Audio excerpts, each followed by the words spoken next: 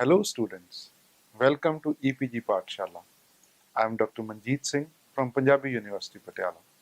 Today, we are going to discuss about a module on the topic Economic Planning in India under the paper Business Environment. After reading this module, you should be able to understand the concepts related to economic planning in India. You will also be in a position to understand the salient features of Indian economic planning. You should also be in a position to understand the objectives and the evaluation of Indian economic planning. Our objective is also to make you learn the meaning and the role of Planning Commission and the new institution which has come up named as Niti Aayog. India adopted economic planning in 1951 when it launched its first 5-year plan for the period 1951 to 1956. Since then, it has completed 11 5-year plans besides few years of break in the form of annual plans. The country at present has entered into 12th 5-year plan which started from 2012 and will end in 2017. Economic planning may be defined as making major economic decisions regarding what and how much is to be produced, how and when and where it is to be produced, to whom it is to be allocated by conscious decision of the determinant authority on the basis of comprehensive survey of economic system as a whole. At the time India became free, its economy was underdeveloped, with poverty rampant, and the quality of life was dismally low. To raise the level of the living of the people of India, the government took the task of development of the economy through the medium of 5-year plans. This involved a larger role for the public sector and limited role for the private sector and limited place for the market forces. Although much have been achieved since then, but a lot remains to be done. In the early 90s, with the beginning of 1991, the government drastically changed the economic policies. It assigned a larger role to the private sector and has, to the large extent, given market orientation to the economy. In this new phase, planning is being resorted to by the government to guide and direct the economy alongside the path of growth and equity. The system of planning too has undergone changes from the one which involved large many rules, regulations and interventions to one which is more liberal and which is more flexible. Importance and features of economic planning. Following are the major points of discussion about the importance and features of economic planning in the country. First of all, for development. As said earlier, in the beginning, the medium of planning was used primarily for the development of the economy. Other considerations too weighed with the government, and these were important too. But these were of secondary importance. The Indian economic planning was introduced for the development of the nation. Secondly, it is a superior way of development. The most important reason for the adoption of planning was that it was considered as a superior way of developing the economy. It was rightly thought that planning was essential to ensure a quick building of the productive capacity of the country. This was possible because a large and predetermined proportion of the national resources could be devoted to the construction of infrastructure facilities like railways, roads, communication, etc., and capital goods industries like machine equipments and tools, etc. As for the resulting problem of inadequate supplies of consumer goods were concerned, it could be tackled by an equitable distribution of the same, like rationing to protect the interests of the poor. The third aspect is regarding the overcoming weakness of the economy. It was over realized that planning alone could help in getting over the hurdles to the development in the country. One very serious handicap was the lack of an entrepreneurial class. Being an agrarian economy, there was virtually no industrialist. A commercial class did exist, but it was interested in making quick money in the trade. People having money, like moneylenders, were not tuned to investments in the modern activities. They invested in such non development activities such as gold, land, luxury living, etc. Undertaking big tasks, not only to overcome the weakness of the economy, but more than that, planning was to be looked upon as an instrument which could enable the government to undertake many big tasks which cried for big solutions. There was, for example, the great uphill task of pulling up a very low investment rate to a sizable figure in a reasonable period of time. Alongside this, the race for raising the productive capacity of the country, the fast rising population, which could eat into the investment resources, had to be both limited, provided for in respect of such minimum requirements as water, food, clothing, safety for epidemics and floods, etc. Another aspect is meeting initial bad situation. Planning was much needed also for solving many difficult and unprecedented problems arising out of the partition of the country in 1947. It gave rise to the influx of refugees on a mass scale from Pakistan. There was, in the second place, the big loss of raw material producing areas, for example, jute for India. These difficulties got superimposed upon the problems inherited from history, including that of Second World War. That's why the government alone could lay priorities for the resource use in social terms. Another aspect is for guiding and directing the economy. In the new phase of economic development, planning continues to be important.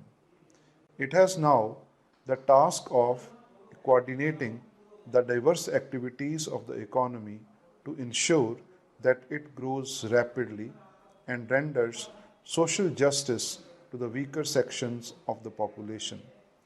The state government too has the important role to play, but it has much different from the one it had played so far. Raising efficiency. One important task of the new format of planning is to increase the productivity of the economy in general.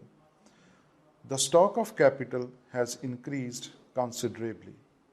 The rate of saving and investment compares well with some industrially developed countries. The industrial structure is now much diversified structure.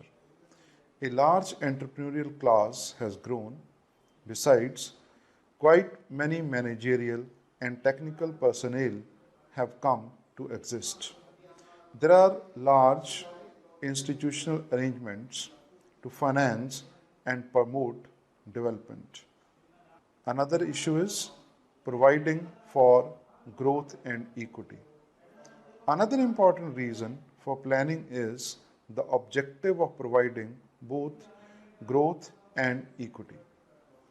One aspect of this provision is a larger allocation of resource to private sector, which is now contributing to the growth in the existing lines as also in the several new lines, including some important ones so far reserved for public sector.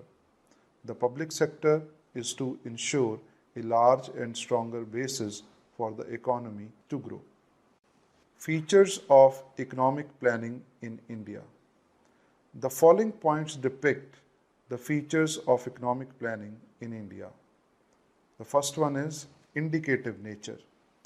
The aim of 5-year plans is more indicative with the passage of time, and these are so designed as to indicate the economic agents like investors, savers, producers, exporters, importers, bankers, etc. It is indicative in the sense that it merely outlines the directions toward which the economy desires to move. Second is public sector planning. Another important feature of Indian economic planning is that it involves the public sector undertakings for which planning is required. These plans include various schemes, institutional changes, and measures for the fulfillment of planning objectives. Most of these require construction projects, which in turn need investment. Third is decentralized planning. Indian planning system is decentralized in nature, both in the preparation and in the implementation of plans. The planning process involves the partition of people on an extensive scale. This enables the planners of the country to embody the wishes of the people into the plans. Mixed economy planning. A feature of considerable importance is that the planning system works within an economy which combines the private sector with the public sector. Two facets of the country are of key relevance from this angle. One concerns the area covered by the respective sectors. Another feature is planning for growth with equity. Another important feature of Indian economic planning is its concern with both the growth of the economy and rendering the social justice to the underprivileged of the country. Alongside growth, programs are also formulated and implemented, especially for the benefit of the poor and the resourceless. Another feature is different from the old system. The old system was in the nature of a directive system rather than an indicative system as at present. As such, the allocation of many resources in different uses was done in terms of directives of the government. Moreover, the old system with its comprehensive plans, which covered many activities of the economy, relied very largely on the public sector for the execution of programs. Now let us discuss about the objectives of Indian economic planning. The basic plan, if India have been related to the removal of economic backwardness of the nation and to make it a developed country. The plans have also been implemented to ensure that the weaker sections of the population will take benefits from the economic progress of the nation. Various successes have already been achieved in the various areas, but all is not well with the plans which have been implemented so far. Basic objectives. Each plan beginning with the first 5-year plan in 1951 listed the basic objectives of the India's development. These objectives provide, so as to say, the guiding principles of Indian planning. Within this framework, each 5-year plan formulated objectives, keeping in view the problems arising from the constraints and from the new possibilities. This gave rise to the immediate objective of each plan. The basic objective of planning are discussed as follows. Growth. In a country with a very low per capita income, the raising of income is obviously the basic thing to do. The target of growth rate has all along been around 5% of the national income, with slightly higher rate in some of the plans, except in the first plan when the target was lower at 2.1%. The 10th plan target was around 8%. Of the contemplated increase in the two types of goods, namely consumption goods and the capital goods, the emphasis has for long been on the faster growth in the capital goods. Modernization. This means such basic structural and institutional changes in the economic activities that can change the feudal and colonial economy into a progressive and independent nation. As for the structural changes, we may mention some points like a change in the various elements of the composition of production so that the industries can make a contribution on a greater extent to the national income relative to that by agriculture. Self-reliance. The next objective is to make the economy self-reliant. This is to ensure a more equal relationship with the world economy and to reduce our vulnerability to the international pressures and disturbances. This objective has several dimensions like reduction and dependence on foreign trade, getting ourselves self-dependent, etc. It does not include normal capital movements in the form of market loans, foreign equity investments, etc. Social justice. This objective is to render social justice to the poor of the country. This has three principal dimensions like improving the standard of living of the weaker sections of the population, such as the landless laborers, artisans, members of scheduled castes, scheduled tribes, etc.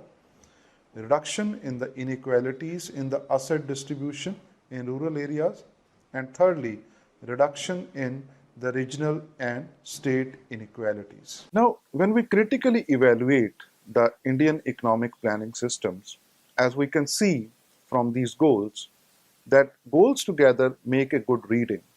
These have often been made a subject matter of heated debate and discussion. To form a balanced judgment, we take a note of the criticism leveled against them and see that how far these have been tenable. The following are the points of criticism. Firstly, these plans are considered as too ambitious.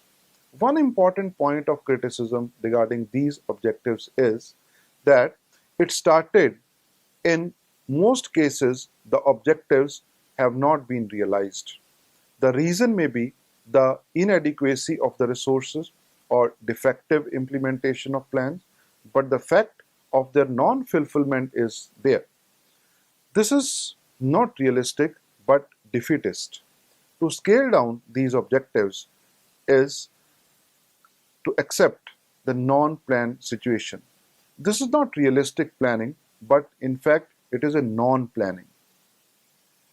Secondly, the major criticism regarding the Indian economic planning is neglect of employment and agriculture. Now, this is another criticism that the objectives are given a scant situation to agriculture development and employment creation. This is considered that employment does not figure prominently in the scheme of basic goals. It is also contended that even as the component of objectives, it is not much emphasized except in the social justice objective. To an extent, this criticism is valid. Some more attention to agriculture and on work creating activities would have provided enough for consumption and employment besides a vast market, a base for market for industrial goods. Predominance of welfare considerations. Another objective, that is that an undue weight has been given to the welfare consideration. In an economy with low levels of and large gaps in production, there is a little justification for the distributive policies or the special employment schemes which have been created. It is also pointed out that large weightage to the welfare implied in the social justice objective goes against the efficiency consideration. Similarly, the development of certain industries, largely for employment's sake or for the non-economic consideration, means little regard for the efficient choices in respect of activities or locations. Another point of criticism is incompatibility and inconsistency. The objectives, when taken together, are illogical technically. As such, these are incompatible with one another and they are inconsistent also. For example, the emphasis on a rapid rise in the capital stock doesn't go well with the objective of reducing inequalities. The former increases wages which form a very small proportion of output or income relatively to the profit.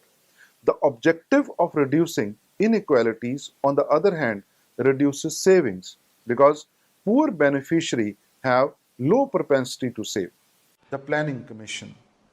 The Planning Commission is the apex body of the planning machinery which was set up in March 1950 by a resolution of the Government of India with varied objectives as already discussed. From the beginning, the Prime Minister has been the chairman of the Planning Commission. It has a deputy chairman and full-time members who include eminent economists and experts in different fields. For administrative purposes, the Commission had a secretary who is assisted by a joint secretary and deputy secretary. Statistical indicators of economic goals. The first one is, in terms of economic goals, high level of aggregate output and income. The statistical goals for this can be the GDP and GNP. Secondly, rapid growth of income. This can be the economic goal, and statistical goal will be the average annual rate of growth of GNP and GDP.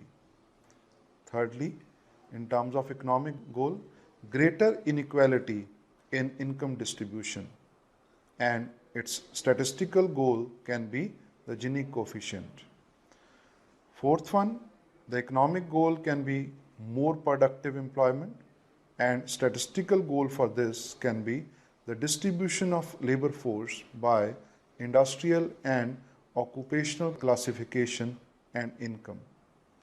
Fifth economic goal can be lower international dependence, and its statistical goal can be foreign trade and international payment and proportions in total output.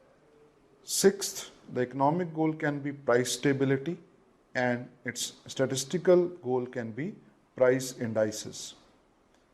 The seventh economic goal can be greater regional balance, and statistical goal can be gross regional product per capita. Formulation of the plan. The preparation of a 5-year plan is usually spread over a period of 2 to 3 years.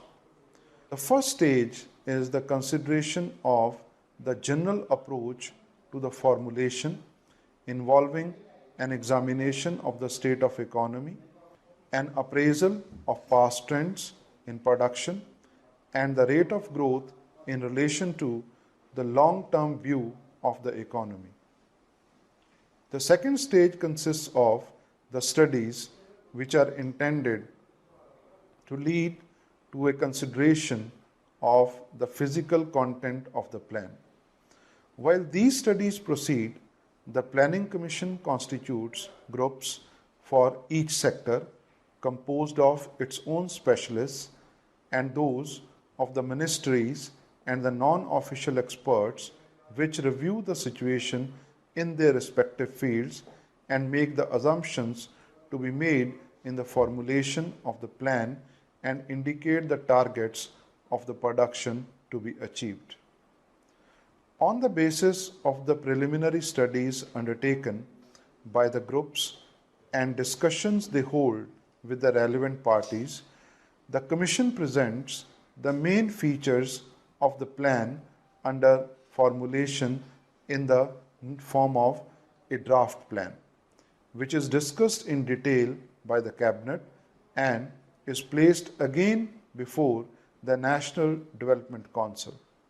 With the approval of the Council, the draft plan is published for public consideration and countrywide debate. Niti Aayog, that is the National Institution for Transforming India Aayog.